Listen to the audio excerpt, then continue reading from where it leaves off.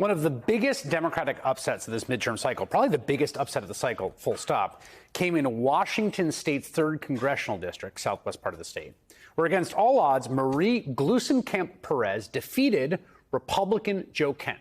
Now, this is a seat that was supposed to stay in Republican hands after being held by a Republican for more than a decade. It was held by 6th-term Congresswoman Jaime Herrera Beutler. Now, you may remember she gained national attention last year as one of just 10 House Republicans who voted to impeach Donald Trump for inciting the insurrection on January 6th. And Congresswoman Herrera Beutler also revealed details of the phone call on the 6th between House Republican leader Kevin McCarthy and Donald Trump. That was that infamous chilling call where Trump told McCarthy that members of the mob who were ransacking the Capitol and hunting down Mike Pence and members of Congress were, quote, more upset about the election than you are. Of course, Donald Trump was furious with Jaime Herrera Beutler after that. So what did he do? Well, he backed her primary challenger, Joe Kent, a 42-year-old former Green Beret. And to be clear here, Joe Kent is extreme even for a MAGA Republican.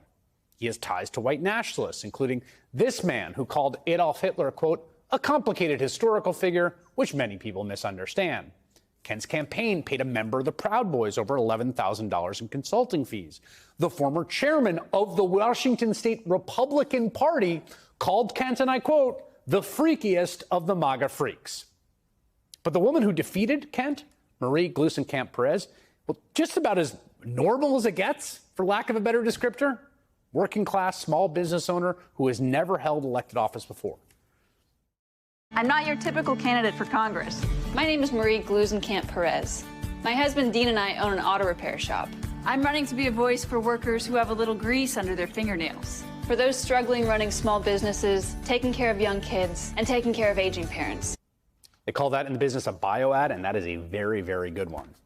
And in a lot of ways, that one race in Washington, that race is the story of the midterm elections.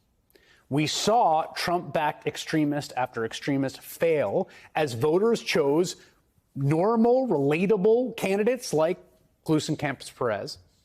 And on an even deeper level, these elections showed how the extreme wing of the MAGA movement, the Republican Party, have become just trapped in their own ideological chamber. I mean, Joe Kent's a perfect example. Look at this tweet. This is really amazing. This tweet is Joe Kent condemning probably the most popular pastime in America as some sort of, I don't know, like wussy liberal distraction. Quote, I don't know how people watch pro sports, major corporations spreading woke propaganda while convincing men the masculine thing to do is watch other men compete in a silly game. I mean, look, there's lots of legitimate criticism of professional sports and the sports leagues, some of which I have. But they're wildly popular in this country. This is one of the most out-of-touch things a candidate can say, particularly in a district that leans right. Again, it demonstrates exactly what has happened to Donald Trump's Republican Party. The MAGA win has become so obsessively wrapped up in their own little twisted echo chamber, their own neurotic obsessions about wokeness everywhere and trans youth. They have completely lost touch with what normal people think and want. This year, they nominated a whole bunch of people who just have no connection with the median voter. I mean, look at Kari Lake, who is probably the strongest candidate among all of them, who still lost her bid for governor of Arizona. In addition to being election denier, anti-vaxxer, she called for imprisoning her opponents and journalists. Or look at Blake Masters on the ballot in that state as well, the failed Arizona candidate for Senate. A libertarian who thought the Unabomber manifesto was interesting, who repeats far-right conspiracies and election lies.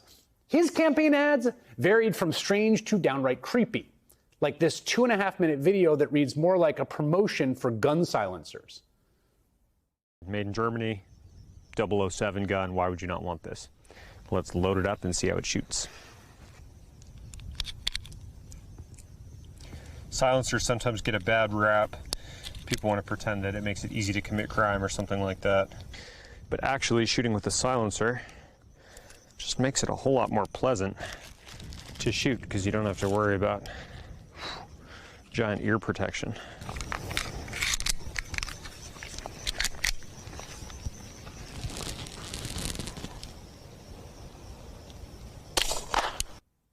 yes, the silencers get a bad rap constituency. If someone at a party like showed you that video, is like, hey, you want to see something cool? You would get the heck out of there.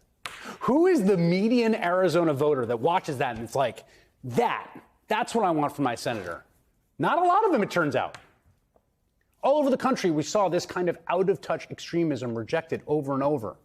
In New Hampshire, it was Republican Senate nominee Don Bolduc, who repeatedly falsely claimed that children are identifying as cats and using litter boxes in schools, a widely circulated myth in right-wing circles.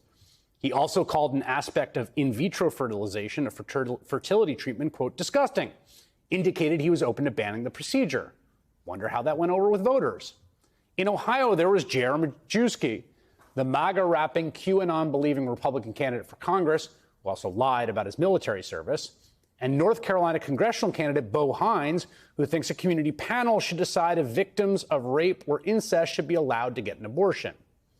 It is not an accident that all of these people are the kinds of candidates who flourished in MAGA Republican primaries. The litmus test in Donald Trump's party is, do you believe the 2020 election was stolen by some fantastic conspiracy involving Italian satellites and the ghost of Hugo Chavez? If you believe something that obviously preposterously false, you're going to be a weirdo. It's not surprising more insanity would follow. The real irony is Republicans are convinced they are the ones who represent real America. It's those out-of-touch liberal coastal elites. They don't get us. They're the ones who have lost sight of the fact they are utterly out of touch with ordinary people. And they got a rude awakening last week.